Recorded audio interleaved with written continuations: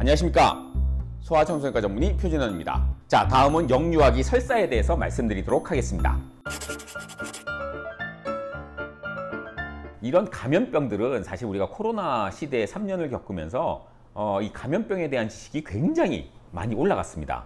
근데 이제 코로나가 완화되고 이제 일상으로 돌아오니까 예전에 코로나 시대에 했던 그런 어떤 감염병 예방 수칙들을 다 이제 잊어버리거나 이제 생각하기도 싫은 거죠. 막 너무 억압됐던 그 상황이 생각이 나서 코로나를 예방하는 것뿐만 아니라 모든 감염병을 예방하는 가장 좋은 방법임에도 불구하고 그거를 이제 잘 지키지 않는 경향들이 있는 것 같아요. 그래서 다시 한번 이 감염병 예방 수칙에 대해서 말씀을 드리겠습니다. 감염성 질환들은 대부분 이제 오염된 대변으로 인해서 손이 오염이 되고 손이 병을 옮기는 주범인 거죠. 화장실을 사용하거나 기저귀를 갈거나 한 뒤에는 반드시 손을 씻어야 된다. 손 씻기가 힘든 상황에서는 그 손소독제로 소독을 하는 게 좋습니다.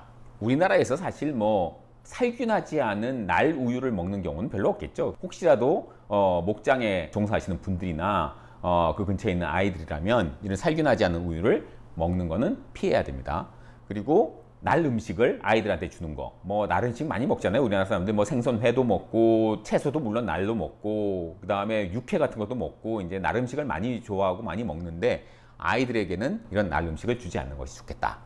그리고 우리나라는 항생제 참 많이 쓰는 나라죠. OECD에서 OECD 나라 중에서 항생제 내성률이 가장 높은 나라고 항생제를 외래에서 가장 많이 처방하는 나라고 항생제를 우리나라 국민들이 너무 좋아하고 항생제를 왜 안 줘요? 라고 의사한테 얘기하는 나라고. 그렇죠?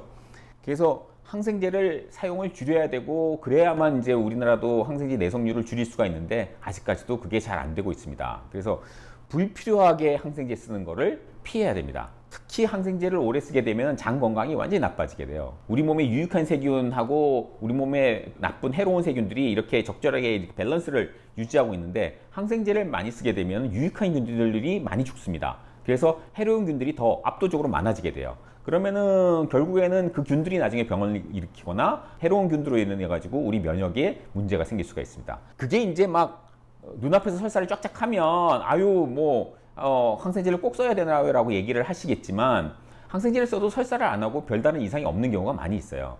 그런 경우에는 그냥 항생제를 써서 병이 빨리 나았나 보다라고 생각들 하시는데 실제로 그런 건 아니기 때문에 항생제를 불필요하게 쓰지 않도록 의사들도 그렇고 의사한테 가서 항생제 달라고 요구하지 마시고 항생제를 처방할 때는 꼭 의사에게 왜 이걸 꼭 써야 되는지를 물어보시고 거기에 대한 합당한 답변을 꼭 받으셔야 됩니다. 그래야 의사들도 항생제 쓸 때마다 한 번 더 고민하고 처방을 하게 됩니다. 거의 그냥 루틴으로 항생제를 처방하시는 의사들도 있기 때문에 꼭 이거를 우리 엄마들이 한 번 더 경각심을 주는 게 좋겠습니다. 그리고 항생제를 꼭 써야 되는 경우 있잖아요. 중이염이 있다거나 부비동염이 있다거나 세균성으로 어떤 감염증이 있을 때는 항생제를 꼭 써서 치료를 해야 되니까 그런 경우라면은 이 항생제로 인한 설사를 막기 위해서 대개 이제 정장제 프로바이오틱스를 같이 이렇게 써야 되겠죠. 대개 이제 항생제를 쓸 때 설사를 잘 유발하는 항생제라면은 이 프로바이오틱스를 같이 처방하는 게 보통입니다. 근데 이거를 먹어도 사실 설사를 하는 경우들이 꽤 있죠. 그리고 모유가 이 여러 가지 면역 성분들이 많기 때문에 이 모유를 먹는 경우에 장염 발생을 많이 줄일 수가 있습니다. 그래서 웬만하면 상황이 허락하신다면 아이에게 완모를 완전 모유 수유를 하실 걸 권해드립니다. 그리고 주스라든지 이런 음료수들을 애들 너무 많이 줍니다. 이런 걸 많이 먹으면 결국은 애들이 이제 이것 때문에도 설사를 할 수 있어요. 그러니까 이런 음료수를 제한해야 됩니다. 하루에 딱 한 컵. 한 컵이라는 게 무슨 이런 컵도 있고 이런 컵도 있지만 200cc 기준.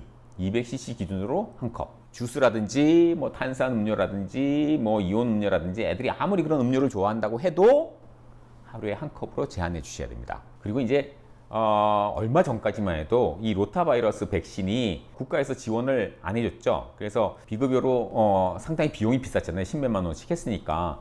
근데 금년부터는 이 로타바이러스 백신이 NIP 국가 예방접종으로 들어가게 되면서 비용 부담 없이 로타바이러스 백신을 접종할 수 있게 되었습니다. 2개월부터 시작이 되니까 2개월에 접종을 하러 가셨을 때는 로타바이러스 백신을 접종을 해주시기 바랍니다. 이 로타바이러스가 아이들한테 일으키는 바이러스성 장염 중에서 가장 많은 원인을 차지하기 때문에 로타바이러스 백신을 접종하고 나면은 바이러스 장염의 빈도가 확 줄일 수가 있습니다.